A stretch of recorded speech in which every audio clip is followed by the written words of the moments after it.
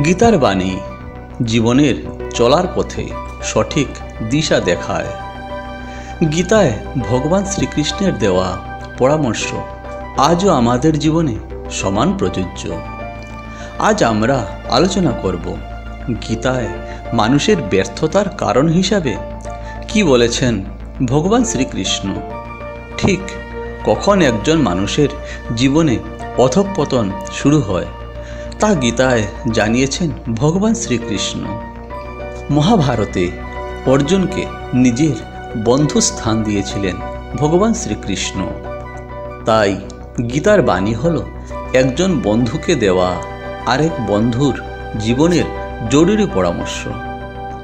গীতা তাই নিছক কোনো ধর্মগ্রন্থ নয়, গীতা আমাদের চলার পথের পাথেয়, যা জীবনের সব দুঃখে কষ্টে সমস্যায় আমাদের সঠিক পথ দেখায়।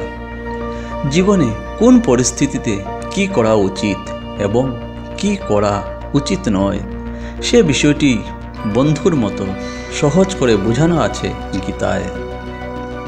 মহাভারতে কুরুক্ষেত্রের যুদ্ধ শুরুর ঠিক আগে অস্ত্র ত্যাগ করে যুদ্ধ করতে অস্বীকার করেন তৃতীয় পাণ্ডব অর্জুন। নিজের আপনজনদের উপর তিনি কি করে অস্ত্র চালাবেন সেই প্রশ্ন তোলেন। এর উত্তরে অর্জুনকে তার কর্তব্য মনে করিয়ে দিয়ে জীবনে চলার পরম জ্ঞানের বাণী শোনান ভগবান শ্রীকৃষ্ণ। গীতা আমাদের ধর্ম, কর্ম ও প্রেমের পাঠ দেয়। এত হাজার হাজার বছর পরেও গীতার বাণী আজও আমাদের জীবনে একই রকম উপযোগী।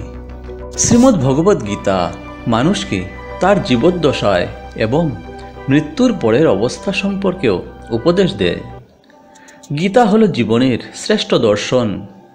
গীতার বাণী সঠিকভাবে অনুসরণ করে উন্নতির চরম শিখরে পৌঁছানো যায়। গীতায় সাফল্যের পথ দেখানোর পাশাপাশি ব্যর্থতার কারণও বিচার করেছেন ভগবান শ্রীকৃষ্ণ।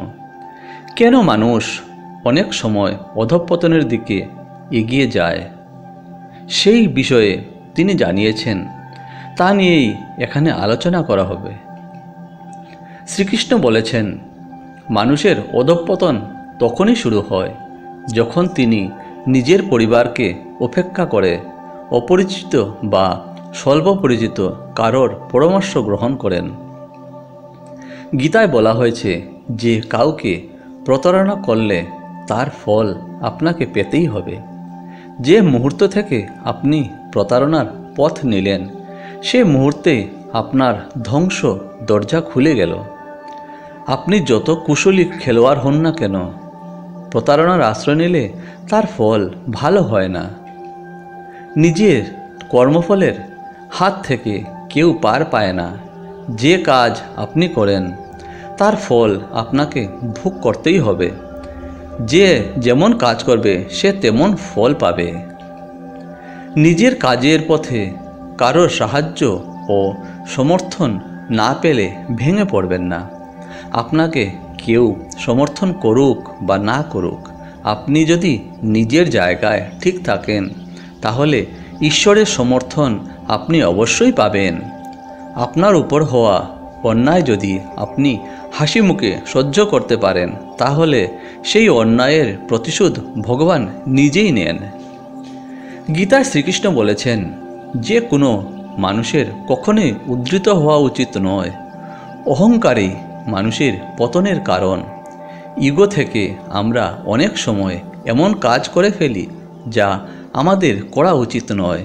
তাই অহংকার অবশ্যই পরিত্যাগ করা উচিত।